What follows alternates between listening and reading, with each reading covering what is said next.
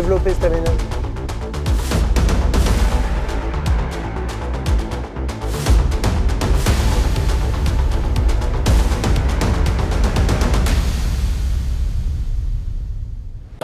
Bonjour à tous et bienvenue dans cette nouvelle vidéo, deuxième partie du salon véhicule de loisirs.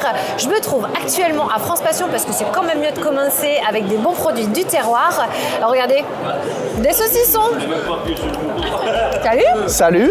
Alors qu'est-ce que c'est France Passion exactement? Alors France Passion, c'est un guide d'étape qui recense plus de 2200 vignerons, fermiers et artisans dans toute la France. Donc c'est un créateur de rencontres. Avec ça, vous pouvez voyager pendant un an sur toutes nos étapes et goûter les bons produits comme ce bon saucisson, du bon vin, du bon fromage. C'est tout, une recette simple. Ouais. Et ça marche. Nous, on est ambassadeurs de France Passion, on adore ça. Ça fait depuis 2021 qu'on en fait, hein, je me trompe pas. 2021 qu'on en fait, on est toujours content de les rencontrer sur les salons. Ben, nous de aussi. Promouvoir ce moyen incroyable de dormir chez l'agriculteur, mais surtout pour les dégustations de vin. Mais restez connectés, on va aller visiter plein de véhicules, tester des nouveaux produits, aller voir un peu nos conférences. Bref, c'est le salon du véhicule de loisirs, il se passe beaucoup de choses ici dans le road trip. C'est parti!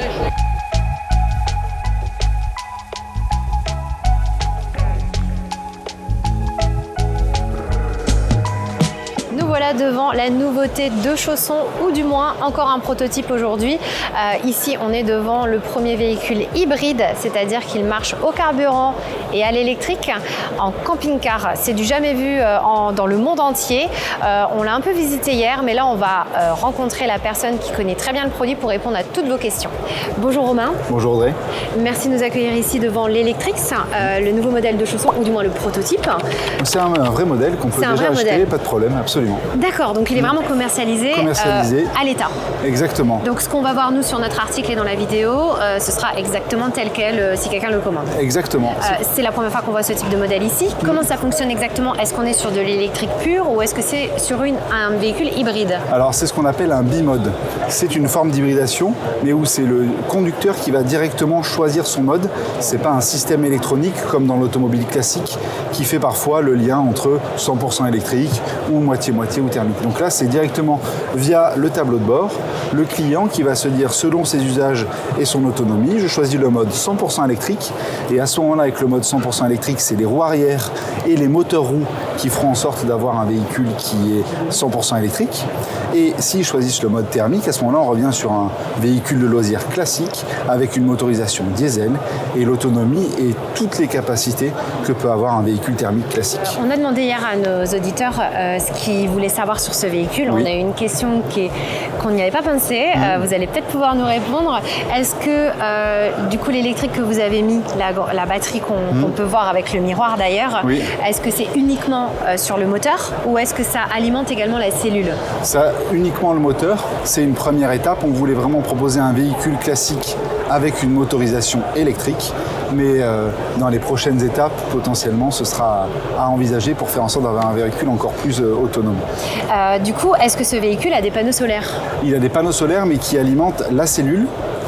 Et donc c'est dans le cadre d'un pack accessoire que vous voyez ici. On a des panneaux solaires qui sont de 140 watts et qui permettent au véhicule, pour tous ses besoins électriques classiques, c'est-à-dire je pense au frigo, je pense à l'éclairage, de faire en sorte d'être autonome en 2-3 jours l'hiver et complètement l'été. Du coup, il y a un convertisseur. Exactement. Tiens, convertisseur et batterie, j'imagine. Et batterie, exactement. Niveau poids, avec une batterie de ce type pour le moteur, oui. Comment vous faites pour respecter justement tout ce qui est PATC? Alors en fait, il existe une dérogation dans le code de la route français, c'est-à-dire que quand on immatricule un véhicule en France, le poids des batteries n'est pas compté dans le calcul de la charge utile. Et justement, est-ce que du coup vous préconisez pas quand même à vos utilisateurs d'utiliser l'option lithium, puisqu'on sait que c'est plus léger effectivement que des batteries? Ah oui, bien sûr. Alors pour moi, je parlais du système Electrix, oui. Où là effectivement le poids des batteries est inséré comme ça. Après, ça dépend vraiment de l'usage de nos clients. On a des clients qui sont très orientés camping et à ce moment-là, l'autonomie est moins un sujet. Mais effectivement, si un client veut pousser les limites de l'autonomie et surtout de la puissance en 220 volts notamment, s'il veut par exemple utiliser une cafetière électrique le matin, le sèche-cheveux. On va parler un peu de ce qu'on voit ici. Oui. Du coup, pour recharger la partie électrique, oui. Est-ce que vous avez solutionné uniquement le branchement ou est-ce qu'en roulant, vous pouvez recharger la batterie? Alors on peut via le système, comme un véhicule électrique, j'ai envie de dire classique, via le freinage, ça va du coup charger la batterie également en récupérant l'énergie du freinage en simulant le frein moteur quelque part, ça va du coup recharger également la batterie du véhicule pour maximiser l'autonomie. C'est pas mal.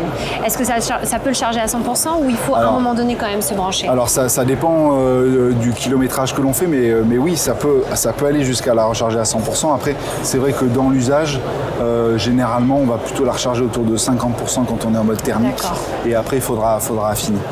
Donc il faut quand même gérer... Il faut gérer, mais après on a des batteries qui sont assez compactes, c'est-à-dire que c'est 37 kWh sur une borne de recharge rapide. En moyenne, c'est 25 minutes. Est-ce que ce véhicule sera amené à se développer de plus en plus chez Chausson? Alors c'est vrai que c'est une grosse innovation déjà, donc on y va étape par étape. Hein. On est là comme première offre électrique sur le marché. J'ai envie de dire que c'est un peu au client de nous dire comment on doit le développer. Donc là, on va déjà, je pense, on va voir sur la collection 2025, donc se laisser une année pour voir la dynamique sur ce véhicule-là, pour en fonction décider d'étendre la technologie à d'autres véhicules. Parce que là, on est sur une conception couple. Hein. Il n'y a que 2 couchages ou on peut aller jusqu'à 4? Alors on peut aller jusqu'à 4 puisqu'en fait il y a un système de transformation de la dinette, donc de notre salon face-face. Donc on peut aller jusqu'à 4 personnes qui dorment dedans et 4 places carte grise aussi, puisque les sièges se transforment. Donc on peut rouler à 4 et dormir à 4, mais vu le format du véhicule, c'est principalement un véhicule pour 2. Ok, eh ben, merci beaucoup pour toutes ces explications. Merci à vous. Est-ce qu'il y aurait des choses que vous aimeriez ajouter qu'on n'a pas évoquées sur l'éco-responsabilité de ce véhicule? Après, c'est l'autonomie en électrique qui est de 100 km. Par rapport à l'usage de nos clients, ce qui est intéressant, c'est que 100 km, ça paraît peu par rapport aux voitures électriques, mais c'est beaucoup pour l'usage d'un client camping-cariste, puisque en fait, souvent, dans son usage, il va faire un gros départ, c'est-à-dire je vais faire 500, 1000 km, et là, il les fera plutôt en mode thermique. Mais ensuite, s'il se débrouille bien et qu'il veut quelque part peut-être concevoir son voyage autour de ça, il peut faire toutes ses vacances en électrique. Puisqu'il peut faire 100 km, s'arrêter à nouveau dans un camping et recharger par exemple dans son camping. Et le temps d'une nuit, le temps de 2 nuits, ça va recharger sa batterie, refaire 100 km. Et donc quelque part, réinventer un peu des vacances, plus en mode slow tourisme aussi, qui est une des tendances. Et c'est aussi ce qu'on veut promouvoir quelque part avec nos clients à travers ce type de véhicule-là, parce qu'on repense un petit peu, et si on joue le jeu, on peut repenser nos vacances de manière intéressante.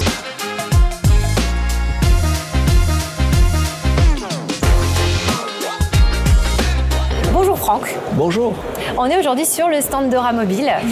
Il y a derrière vous le Extura. Donc c'est un véhicule d'expédition apparemment qui va, je pense, partout, que vous avez développé pour l'aventure, ce que beaucoup de gens essayent de faire aujourd'hui avec toutes sortes de véhicules.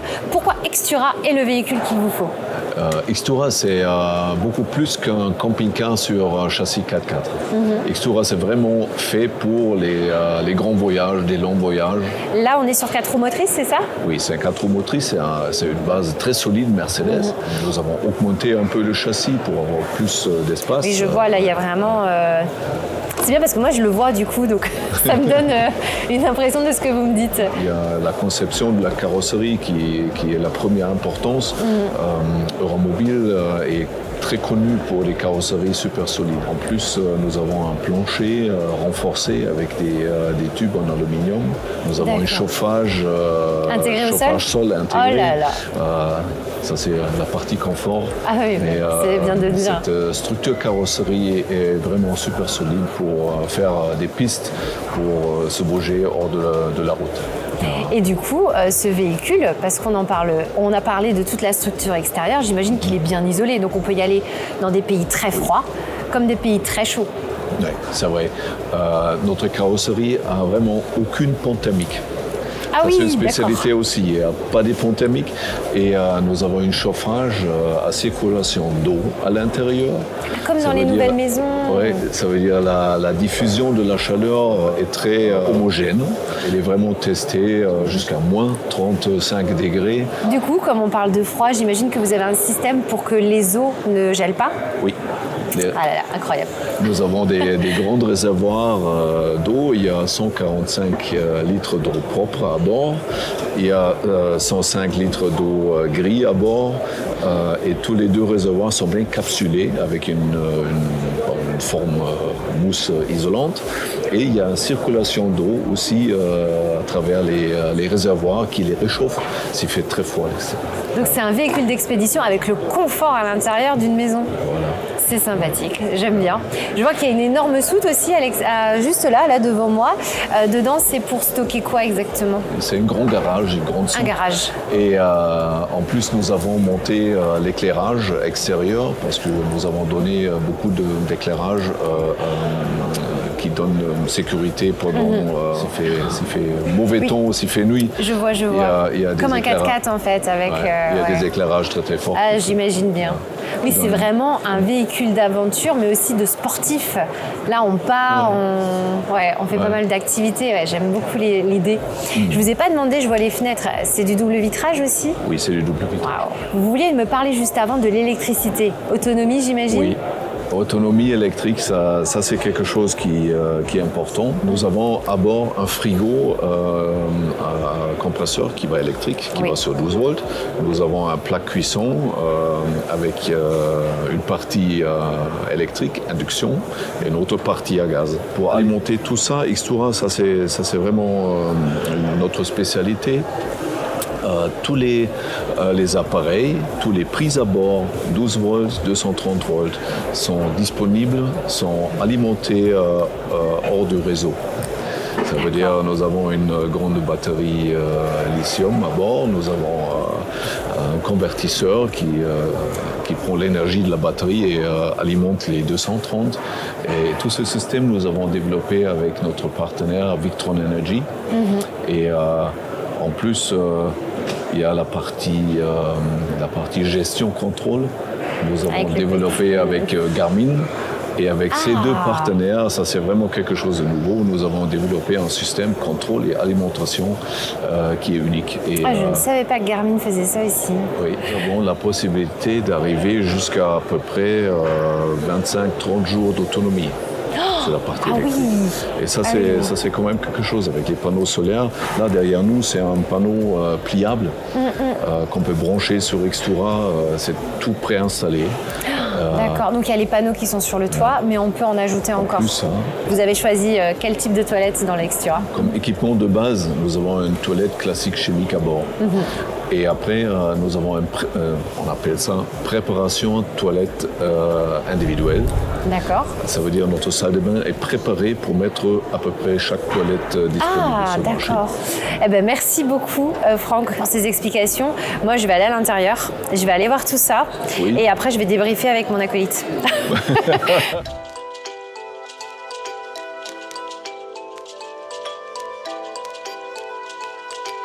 Et on se retrouve devant le stand de Bürstner.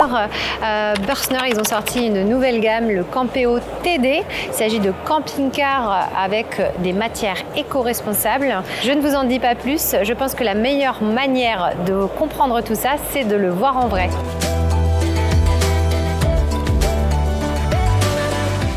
On est devant le Campeo TD. En fait, il y en a 3 sur ce salon. En vrai, il en existe 5, mais nous, on va vous en faire visiter un seul. Pourquoi celui-ci? Eh bien, tout simplement parce qu'ils reviennent à quelque chose d'indispensable pour les familles nombreuses, les lits superposés. Et on ne parle pas de simples lits superposés à 2 lits, on parle bien de 3 lits superposés. Je pense qu'il faut qu'on vous montre ça.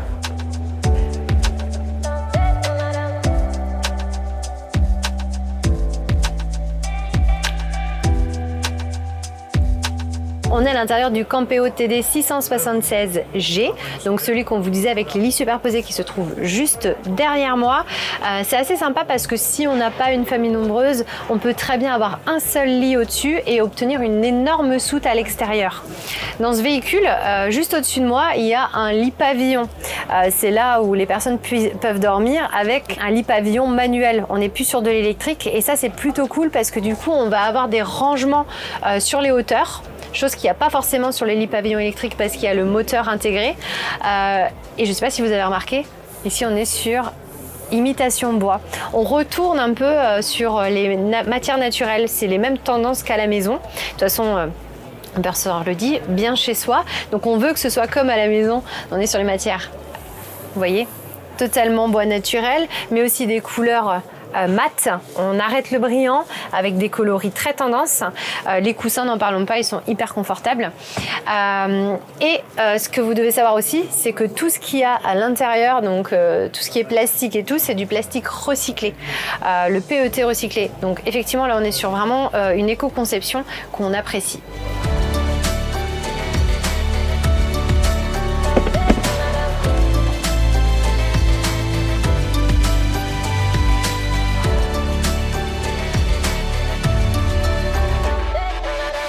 Et il y a un truc sympa dans la salle de bain, c'est qu'on peut en fait choisir ou d'aller aux toilettes ou d'aller à la douche.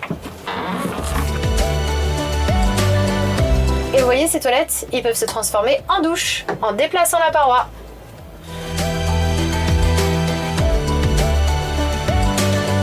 On se plaît beaucoup ici, mais je pense qu'il est temps d'aller voir d'autres nouveautés.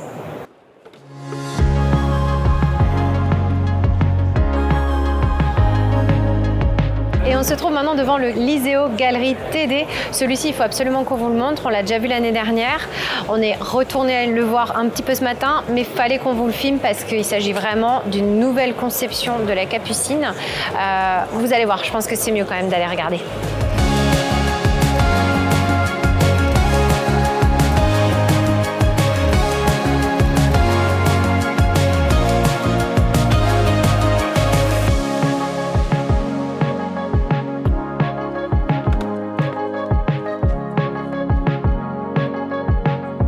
On est à l'intérieur du Liseo Galerie TD. Comme vous voyez ici, la sensation de grandeur est impressionnante. Derrière moi se trouve une vraie cuisine en U pour accueillir beaucoup de monde, mais surtout pour avoir de l'espace. On peut l'utiliser pour manger, mais aussi pour se poser avec vraiment des banquettes très confortables, comme à la maison, un vrai canapé. Et il y a énormément de rangements tout autour. L'espace est surprenant. Il y a un vrai frigo, un vrai congélateur, un vrai évier, de quoi cuisiner. Bref, on adore. Et vous vous demandez certainement où est-ce qu'on dort. Il n'y a pas de lit pavillon, on n'a pas besoin de changer la dinette. Ici, on a eu un vrai lit dans la Capucine qui est amovible, c'est-à-dire que quand on roule, on n'a pas ce problème, vous savez, avec l'aérodynamisme, donc on ne consomme pas plus qu'un profilé habituel. Et on a une toute petite salle d'eau, mais c'est pas grave parce qu'on ne fait pas notre vie dedans. Il y a quand même une vraie douche, des vraies toilettes. En bref, ici, on est dans un véhicule assez compact avec beaucoup de grandeur et une vraie chambre. Comme le dit Bürstner, hein, bien chez soi.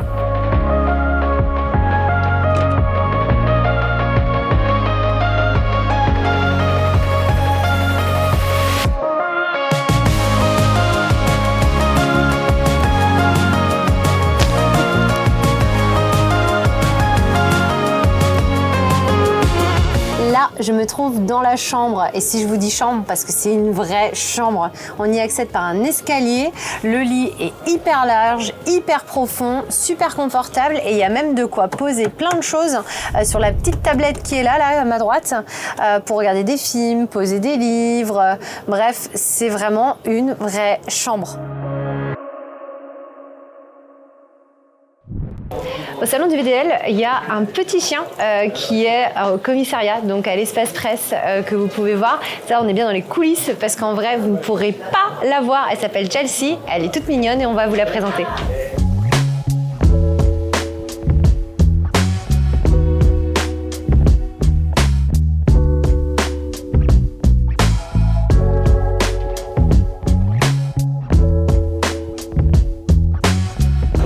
Le salon du véhicule de loisirs, ce n'est pas que des concessionnaires, des gros véhicules ou des plus petits. Là, juste derrière nous, c'est la fin de la journée et France Passion a sorti le saucisson, le fromage, le vin, parce que chez France Passion, on dort chez l'agriculteur. Du coup, on mange des produits du terroir, on vous en a parlé toute l'année, on va pas finir d'en parler. Et voilà, regardez ça. Regardez comme c'est convivial.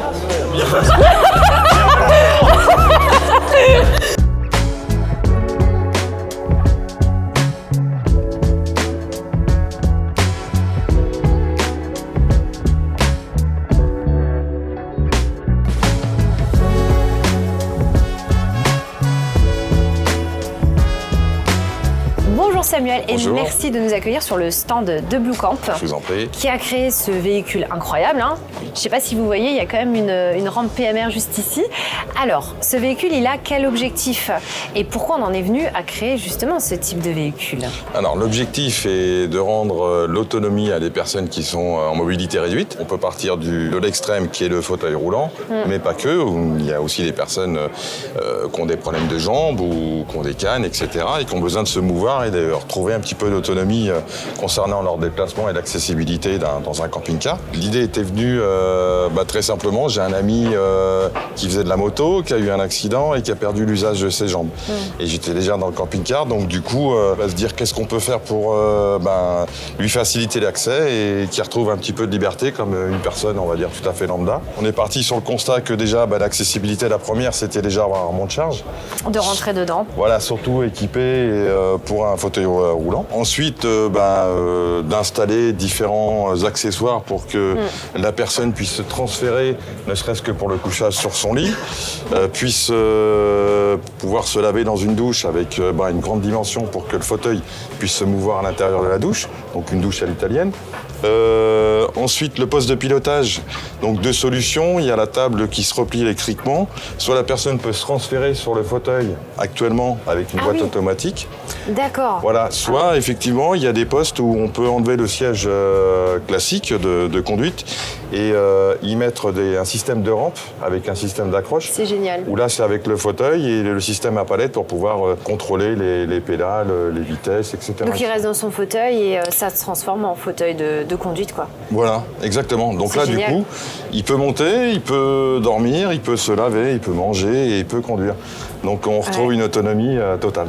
Et j'ai vu, parce que j'ai quand même fait un petit tour avant dedans, qu'il y a des rampes aussi. Ça signifie qu'on veut quand même que la personne soit le plus autonome possible dans ce petit espace, parce qu'il y a d'autres lits aussi. Ça signifie que c'est pas une personne qui va forcément être seule dedans.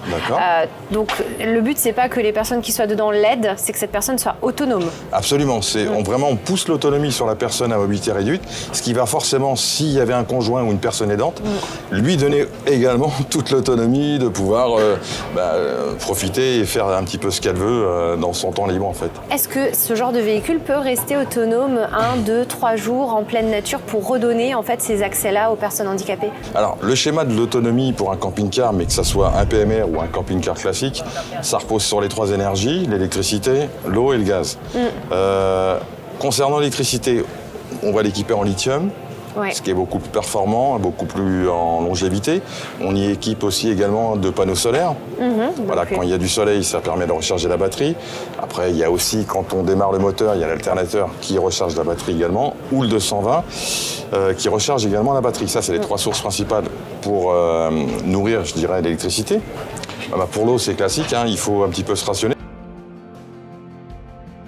On n'a pas le choix. Exactement. C'est boire, faire la vaisselle ou se laver. À un moment donné, faut faire le choix. Voilà. Et en fait, c'est constamment, tous les jours, on jongle un petit peu sur les trois énergies. Le gaz, on l'a limité au maximum parce que déjà, il faut manipuler les bouteilles de gaz qui sont assez lourdes. Donc, forcément, pour une personne en mobilité. Donc le chauffage et l'eau chaude est alimenté par une petite chaudière qui est branchée sur le réservoir de gasoil. Je vous pose la question parce que je la pose à tous les stands. Niveau toilette, vous êtes parti sur quelle solution? Et c'est pas une question piège. Alors, effectivement, au niveau toilette, il y a plusieurs solutions. La solution la plus standard aujourd'hui, c'est la toilette classique avec la cassette. Mais bien sûr, je peux comprendre qu'aujourd'hui, les toilettes sèches sont intéressantes. Donc, il pourrait être équipé en toilette sèche. Ce serait possible dans l'avenir. Bien sûr, on vous pose la question parce que c'est une grosse question aujourd'hui. Bien sûr, existentielle. Aujourd'hui, en France, de toute façon, c'est pas prêt. Les toilettes sèches, il n'y a pas de collecteur. C'est pour ça que je vous posais la question. Mais du coup, toilette chimique, ça nous va. C'est bien traité en France. C'est très, très bien. Et c'est pratique, c'est rapide. Tout à fait. Merci en tout cas pour la visite. Merci pour ces explications. Si vous avez des questions vraiment sur ce modèle, si c'est quelque chose qui vous intéresse, si vous avez un projet voyage avec quelqu'un en PMR, n'hésitez surtout pas à poser vos questions en commentaire ou à nous envoyer un mail. On serait ravis de transférer tout ça à Blue Camp, qui saura certainement mieux répondre que nous à toutes vos questions. Voilà, ne pas hésiter. Merci encore. Je vous en prie.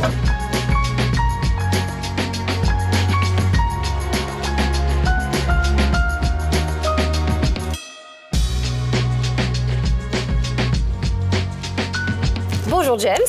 Bonjour. Merci de nous accueillir sur votre stand. C'est un plaisir. Alors, on voit devant nous des petites cylindrées 125. Oui. Vous les commercialisez depuis quand? Oui. J'ai ouï dire que c'est vous-même qui les avez conçus. Voilà, donc le Charlie existe maintenant depuis 17 ans.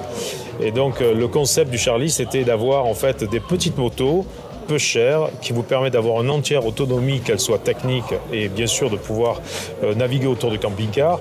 Le véhicule doit faire 82 kg pour qu'il vous prenne le moins possible en fait de charge utile dans le camping-car. D'avoir bien sûr un budget léger puisqu'aujourd'hui il est toujours à 2400 €, ce qui représente moins cher que deux vélos électriques. Ou qu'un camping-car. Voilà, ou bien sûr qu'un camping-car. Et ça vous permet bien sûr de voyager à deux et de rayonner autour du camping-car. Et tout ça pour à peu près 2 litres au 100. J'ai vu qu'il y avait un petit réservoir, on est sur 4 litres, c'est ça? Le réservoir fait 4 litres 5 pour être plus précis, avec de l'essence 95-98. Et voilà, ça vous permet d'avoir une autonomie à peu près de 100-130 km. Bien sûr, je vais vous donner l'autonomie la plus petite de manière à ce que vous soyez toujours agréablement surprise. Voilà. Alors, pour transporter ce type de véhicule, vous avez conçu ce que je vois juste ici, c'est-à-dire un porte-mobilette. Voilà. Comment on peut appeler ça? Alors c'est un porte-moto qui vient sur boule, dont les caractéristiques techniques ont été adaptées au poids de 82 kg de nos motos et qui connaît un franc succès puisque c'est aujourd'hui encore une fois une option en fait très économique pour pouvoir porter. Ce porte-moto est à 930 €. Il permet en fait de vous donner la possibilité d'avoir un porte-moto sur une boule d'attelage pour un budget total de 3300 €. Bon, au jour d'aujourd'hui, voilà, il n'y a pas mieux. Ouais, en plus, on peut être à deux dessus. Bien sûr. Vous verrez les vidéos. Voilà. Et on peut aussi le mettre dans la soute parce que vous avez créé un système, on peut le voir sur ce modèle, où le guidon se plie. Voilà, alors c'est pas moi qui l'ai créé, c'est Monsieur Honda en 1969. Voilà, il faut rendre à César ce qui lui appartient. Donc vous avez la faculté, bien entendu, de descendre en fait le guidon de manière à ce que le véhicule soit la hors-tout en hauteur, soit de 82 cm. 82 cm de hauteur, 1,75 m de longueur sur 45 en fait de large, ce qui représente en fait une petite boîte. Ça permet aussi de créer parfois des tunnels de rangement à l'intérieur du camping-car, de manière à avoir la possibilité de charger au-dessus et sur les côtés. Donc en cas de bazar dans les soutes, quoi qu'il en soit, on peut sortir le Charlie et le rentrer en fait en vie. Eh ben, merci beaucoup pour toutes ces explications. Si vous voulez en savoir plus sur Charlie, on vous invite à aller voir le site internet, à contacter James directement. www.james-b.fr. Parce que le salon du VDL, ce n'est pas que des camping-cars, des fourgons et des vannes. On y trouve aussi plein d'accessoires et plein de solutions astucieuses pour pouvoir bouger en toute tranquillité et n'importe où. Merci James. Merci bien.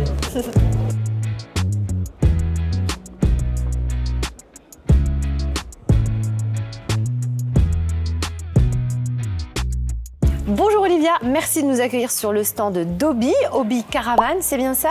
Oui, tout à fait. Alors, on est devant la Beachy. Alors, c'est une petite caravane qui a un esprit et un look bien particulier, c'est-à-dire? Obi est un constructeur qui est basé dans le nord de l'Allemagne, donc c'est l'ambiance mer Baltique, c'est pour ça qu'on a du sable. On est bien ici. C'est dans la culture, en fait, d'aller boire une bière, aller se promener sur la plage, la mer du Nord, la mer Baltique, il y a le Danemark juste à côté. Et on peut se promener, même emmener ses véhicules sur la plage, en fait, dans ces régions-là.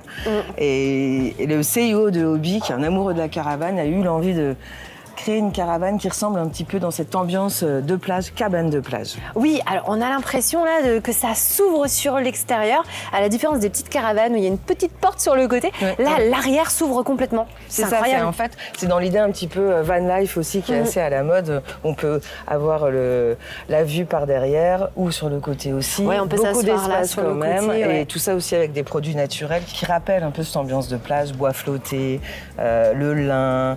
D'où cette ambiance. Et là, l'ambiance plage aussi pour se mettre au bord de la plage. Pour s'imaginer. Pareil, j'imagine que le site internet, il y a ces ambiances-là aussi, donc les personnes peuvent retrouver toutes les informations qu'elles veulent. Oui. Mais on peut l'emmener à la ville, à la campagne, au bord d'un étang, pas forcément au bord de la plage. Quoi. Et justement, ce véhicule, est-ce qu'il est toute saison ou est-ce que c'est vraiment la plage et on va l'imaginer qu'en plein été? Alors, il est toute saison dans la mesure où il est... Les panneaux, en fait, la construction, c'est comme une caravane, donc il y a une isolation dedans. Au niveau du plancher aussi, il y a la possibilité de rajouter un chauffage électrique. Ah, bien. Très bien. Donc du coup, On peut aussi Même on peut l'utiliser même l'hiver ou l'automne. Et du coup, par rapport au poids, est-ce qu'il faut un permis spécifique ou un véhicule pour tracter ce type de caravane? Non, alors de toute façon, pour tracter une caravane, ça va dépendre du poids de la voiture, du poids de la caravane. Et c'est la somme des deux PTAC qui doit être en dessous de 3,5 tonnes. Mais pour simplifier, c'est une caravane qui fait moins de 1000 kilos, donc avec une petite voiture, on peut la tracter. Il n'y a pas besoin de permis spécial. Le permis B, ça suffit. Parfait. Mais le concept, c'est de dormir, en fait, comme dans une tente, mais une tente version luxe. Hein. Oui, mais c'est super beau à l'intérieur. La déco, elle est incroyable. Ouais. Et l'idée aussi, c'est qu'on tient debout dedans. C'est pas les C'est petites vrai. caravanes ou en forme de goutte comme ça. Ouais. C'est d'avoir quand même l'espace. Est-ce qu'on peut avoir de l'électricité, de l'eau, du gaz à l'intérieur? Alors il y aura de l'eau, il y a un point d'eau avec un réservoir. On va rajouter pour cuisiner plutôt des éléments accessoires camping, hein. de camping. L'électricité bien sûr, mais si on est branché. Ou alors on peut aussi la rendre plus autonome avec des panneaux solaires, batteries, pour pouvoir la poser sans être branché dans un camping par exemple. Mais c'est formidable. Mais oui. C'est une bonne pour vivre. alternative quand on part de temps en temps en vacances et qu'on n'a pas envie d'investir dans un nouveau véhicule, par exemple. Ah bah tout à fait. Ah bah ça c'est sûr, oui. Eh ben, merci Olivia pour cet accueil et cette présentation. Nous, on va aller voir l'intérieur parce que je pense que ça doit être pas trop mal. Moi, j'ai envie de m'asseoir là sur les coussins. Ah bah oui, je te laisse découvrir. Merci à toi. Merci.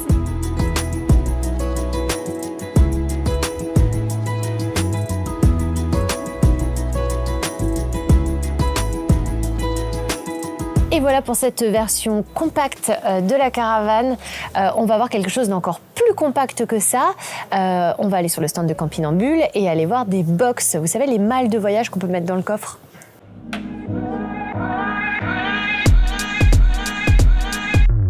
Bonjour Silver et merci de nous accueillir sur le stand de Campinambule.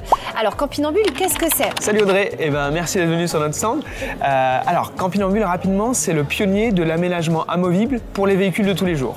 Ah, tous les jours. Donc la petite Clio, Exactement. tout. Okay, voilà. L'idée, c'est vraiment d'avoir son véhicule de tous les jours et de pouvoir le transformer rapidement en un micro camping-car et partir un peu en voyage, en road trip à l'aventure, sans avoir à acheter un deuxième véhicule et avoir un deuxième garage, etc. Voilà. Donc nous, c'était vraiment aussi d'un point de vue écologique, c'était important pour nous de se dire, on peut prendre sa voiture tous les jours et l'aménager et partir avec. D'ailleurs, en parlant d'écologie, là, je touche une table, elle est en bois, non? Oui, on est pas alors, sur du plastique, hein? Tout à fait. Nous, on est ébénistes depuis 3 générations dans la famille. Donc, moi, j'ai grandi dans un atelier à bois de mon grand-père, de mon père. Mon frère est ébéniste aussi. Donc, on a vraiment toujours travaillé le bois. C'est important pour nous aussi l'origine et la provenance du bois. Donc, nous, on n'a que du bois labellisé, forêt durable. On a du peuplier de forêt française. On a du bouleau qui vient des forêts de l'Est de l'Europe. Donc, c'est que du bois européen. On a aussi quelques pièces en bambou. Mais sinon, c'est vraiment principalement du bois européen et français. Donc là, je suis assise sur du bois, tout autour de moi c'est du bois, sauf là un peu de métal, forcément pour les structures. Exactement. Ça saute dessus, quoi. Exactement, c'est la structure du lit, je te la montrerai après. Et effectivement, et toutes les pièces sont fabriquées en France. C'est-à-dire, par exemple, la structure en métal, là, elle est soudée et usinée juste à côté de chez nous, à moins de 30 km. Donc, on travaille vraiment en local. Les lattes qu'on va utiliser, je te les montrerai tout à l'heure, elles sont en hêtre français, pardon. Les ceintures de sécurité, elles sont tissées à Saint-Étienne. Donc voilà, vraiment très local. Et donc pour nous, c'est très important d'avoir aussi des produits durables parce qu'en fait, on parle beaucoup de l'origine des produits, des matériaux, mais on parle pas de la durée de vie du produit. Et ça, c'est quelque chose qui est très très important dans le cycle de vie du produit, c'est combien de temps le produit va durer. Nous, historiquement, on avait des aménagements qui étaient garantis à vie. Et là, aujourd'hui, ils sont garantis 5 ans et c'est ce qu'on appelle une éco-conception. C'est-à-dire que chaque pièce est conçue pour être remplacée. Aujourd'hui, j'endommage ma table, je la casse pour une raison ou pour une autre, je peux changer ma table. Parce que nous, on est ébéniste et en ébénisterie, on répare. C'est économique, c'est écologique, c'est adaptable parce que je vois qu'il y a plein de configurations différentes. Ça, c'est notre nouveau produit. Là, on est assis sur notre nouveau produit. C'est Dune, hein? C'est Dune, exactement. Et Dune, notre nouveau produit, c'est vraiment un produit modulable. Donc, le point de départ du produit, c'est vraiment une cuisine, une petite cuisine. Donc, elle s'arrête là. Là, on a la banquette qui est séparée. C'est la cuisine. Voilà. Ça, c'est la partie cuisine. On va la montrer. Donc, l'idée, alors, juste avant de la montrer, je t'explique l'idée qu'on avait. C'était d'abord d'avoir une cuisine qui rentre dans tous les véhicules. Donc, cette petite cuisine-là, qui fait 65 cm de profond, elle rentre dans une Clio comme dans un fourgon du gâteau. Donc vraiment, on couvre tous les véhicules. On peut l'acheter séparément et avoir, donc on a un accès intérieur. Là, si on est dans un van et qu'on a cette petite cuisine, on a un accès intérieur. On peut sortir son réchaud ici. Hop. Ah oui, c'est sa place direct. Voilà, on a la petite planche à découper. La petite planche avec le logo Campinambule. Le petit logo Campinambule, voilà. Et là, on a un tiroir de rangement un grand tiroir qui permet de ranger tous sa vaisselle, etc. La vaisselle. Et je vois un bac pour la vaisselle aussi, justement. Et ben, je vais te montrer ça. Et donc l'intérêt de cette cuisine, c'est qu'elle est utilisable à l'intérieur comme à l'extérieur. Donc là, on est à l'intérieur du véhicule. Ouais. Et maintenant, on est à l'extérieur. Ah d'accord, ça s'ouvre de l'autre sens. Mais tout s'ouvre à l'extérieur. Donc là, on est sur l'arrière du coffre. Et donc là, on a une table. Voilà, là j'adore. Voilà. En plus, les gens, ils adorent les Lego. Ah bah là, on est vraiment dans l'esprit. Donc on vient bloquer son tiroir ici. Ah, donc c'est là, génial. comme ça, il ne peut pas rentrer, même si on est en pente. On sort sa petite bassine comme ceci. Hop. Et voilà, et là on vient mettre un jerrycan avec un petit robinet et on a vraiment la cuisine complète. Et pareil, le tiroir sort également à l'extérieur. Donc idéal même en dernière minute, quand on veut partir le week-end, 2 jours de festival, parce qu'on adore les festivals. Tout à fait. C'est une cuisine fonctionnelle, minimaliste. Là, elle est basse parce qu'on a mis un plancher pour pouvoir monter dessus, mais elle est à hauteur du véhicule. Donc là, on peut s'asseoir à côté de la table et passer les genoux en dessous. Voilà. Et donc, ça prend pas de place. Hein. Et ça prend pas de place. Vraiment, là... Donc il pleut, on peut accéder depuis l'intérieur. On a sa cuisine intérieure. C'est super beau. On est dehors. Quoi. Parce qu'en vrai, quand on voyage, c'est quand même plus souvent qu'on est dehors. Ah ouais, et c'est plus agréable de cuisiner dehors parce qu'un van, ça fait 2 mètres carrés à l'intérieur, 2,50 mètres maximum. Alors, on est quand même mieux dehors. Et la plupart du temps. En plus, l'intérêt de ce voyage nomade, c'est de pouvoir bouger. Quand on est dans une région où il pleut ou une semaine il fait mauvais, on bouge. On bouge. Même si on a dit aux copains qu'on allait faire une région, c'est pas grave. On met les voiles. On va là où il fait beau. Voilà. Donc ça c'est vraiment la base de la cuisine. Et ensuite, autour de ça, on a créé différents modules de rangement. Donc là, les autres modules, ils se mettent à l'intérieur d'un van. Ça permet de créer un salon. Donc on peut être face à face. On a, tiens, vas-y, tu peux ouvrir. Hein. On a des trappes d'accès intérieures sur le dessus et également sur l'extérieur. Donc on est vraiment un accès 3 faces. Si on a une porte latérale sur le côté, on peut accéder, etc. Et à l'intérieur aussi. Et donc on a des séparations qui sont modulables. On peut les décaler. Oui, je vois, en fonction de son matériel. On rajoute une table ici. Ouais. Et là, sous toi, tu as la barre qui permet de s'étendre pour faire le lit. Pour faire le lit. Exactement. Tout à fait. Et également ici. Et du coup, la table, elle devient quoi? La table, en fait, elle est juste amovible. C'est un pied qui s'enlève et on peut le glisser à l'intérieur de la banquette. Ok, et du coup, la même chose de l'autre côté. Tout ça, c'est des rangements. Voilà, tout ça, c'est des rangements. Et là, on a aussi un module supplémentaire. Alors, tout est modulable. Donc, on peut prendre, par exemple, que la cuisine et une banquette et faire quand même un lit de personnes. Oui. Après, on peut rajouter cette deuxième banquette. On peut mettre cette table et un dernier module. Parce que là, on a la possibilité de mettre un frigo à la place de ce tiroir qu'on a vu là. Mais c'est un petit frigo. Voilà, ici, on n'a pas un grand frigo. Et là, si on veut, on met ce rangement et on a un grand frigo de 26 compression, litres. c'est ça? Ouais, frigo à compression qui fonctionne sur une petite batterie auxiliaire. Voilà, 12 volts, voilà, ça consomme pas grand-chose, exactement. mais ça garde au frais. Exactement, voilà. Et, on en a souvent parlé. Et puis, donc, alors, bien sûr, c'est aussi un module de rangement. On peut mettre, par exemple, nous, on a des boxios, des petites toilettes, des petites bacs de rangement, etc. Et attention aux toilettes, on vous invite vraiment à aller voir notre site internet parce qu'on fait pas n'importe quoi avec des toilettes sèches. Hein. Très important. Combien de temps on met pour installer tout ça? Là, on va mettre entre 10 minutes et 15 minutes selon le nombre de modules, mais ils sont très légers, donc comme c'est des modules qui sont indépendants, on peut les monter tout seul. On est autour de 20 kg par module, donc c'est très maniable. Donc une personne seule, même quelqu'un qui n'a pas beaucoup de force, va pouvoir les installer facilement. Et de toute façon, on installe et on remplit après. Hein. Tout à fait, c'est le même principe. Si tu veux, on passe sur l'autre, je vais te montrer quand même une autre configuration. Alors, je te pose juste une question. Je vois qu'il y a des tentes de toit. Est-ce que Campinambule les fournit aussi ou Ah oui. C'est juste de l'expo. Non, on est partenaire avec Nightop depuis des années. Et donc, on expose ensemble sur tous les salons. Et donc, c'est des tentes de toit qui sont fabriquées en France, qui sont éco-conçues, comme Campinambule. D'accord. On peut changer la coque ou la toile si elle est cassée. Et c'est garanti 5 ans. Comme Campinambule, c'est vraiment, on s'est alignés ensemble. On a travaillé pour avoir des produits qui sont complémentaires. On dort sur le toit avec les tentes de toit, on dort à l'intérieur et on cuisine à l'intérieur du véhicule. S'il pleut ou s'il y a du vent. Voilà, par exemple, c'est vrai que ça peut être sympa. Et puis du coup, on peut avoir aussi des couchages pour 4 ou 5 personnes avec des couchages en haut et des couchages en bas. Évolutif, comme la famille, exactement, ouais. Et d'un point de vue écologie et éthique et philosophie, on est vraiment très alignés et c'est pour ça qu'on travaille ensemble depuis des années. Merci pour ces explications. Allez, on passe au suivant. Allez. Alors, Sylvain, clair. Ici, on est sur une autre configuration. Oui, tout à fait. Donc c'est le même produit, mais une implantation différente. L'idée qu'on a eue avec cette cuisine d'une et ce module d'une, c'était d'avoir de l'espace sur le côté pour pouvoir ranger son vélo ou une planche de surf, etc. Et donc là c'était un concept différent. Du coup, l'idée, c'était vraiment d'avoir de la place sur le côté. C'est-à-dire quand on range le lit, hop, et ben là on peut mettre tout ce qu'on veut. Et on a un couchage pour une personne. Donc là on a la banquette, mais il faut imaginer qu'on peut aussi avoir un couchage sans la banquette grâce à ce système de piétement qu'on vient mettre juste devant la cuisine. Donc là ça sera des lattes aussi de ce côté-là. Là la banquette, ça permet d'avoir un grand rangement. Là c'est une banquette qui est un peu plus grande que celle qu'on a vue juste avant. Elle a l'air voilà, elle fait la même taille que le module pour pouvoir justement avoir de la place et du rangement et puis de la place sur le côté en fait. Et donc voilà, et après il suffit de déplier tout simplement ce système de pied et là on va venir mettre les lattes et là on a tout de suite un couchage de personnes très très rapidement installé avec des matelas aussi. Alors on n'a pas parlé des matelas. Non, justement, ils sont où?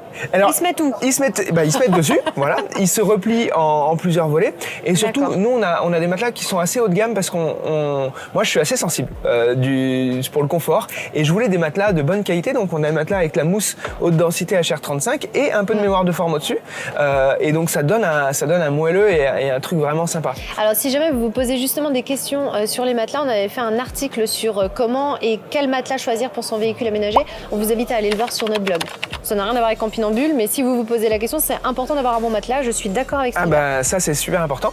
Merci Silver. On va rapidement vous montrer aussi à quoi ressemble la malle historique qui est dans le coffre uniquement pour les petits véhicules, parce que je pense que c'est ce que vous voulez savoir. Mais en tout cas, merci pour toutes ces explications. Je pense que s'ils ont des questions, ils peuvent tout de suite vous répondre, vous envoyer un mail. Bien sûr, nous on est disponible pour tous nos clients tout le temps et ils seront très bien accueillis parce qu'on a une équipe jeune et qui est à fond, qui voyage, etc. Donc des passionnés. Donc n'hésitez pas à venir nous voir parce que voilà, c'est vraiment chouette. Merci Silver. On vous met les contacts juste en dessous dans le descriptif de la vidéo. À bientôt. Merci, à bientôt. Au Salon du véhicule de loisirs, c'est aussi possible de tester des véhicules. On vous invite vraiment à aller le faire si vous ne savez pas encore quel véhicule est fait pour vous. Il y a toutes les tailles, toutes les formes et c'est vraiment important pour ne pas se tromper et être sûr que c'est le véhicule que vous voulez. Alors moi j'ai décidé de tester celui-ci parce que Steve restera derrière la caméra. On est sur un véhicule. Je demande à monsieur, c'est quel type de véhicule? Donc on est sur un porteur Fiat Ducato, donc ce sera exactement comme le véhicule qu'on a actuellement de Börstner. Donc ça devrait aller, normalement je devrais réussir à le conduire.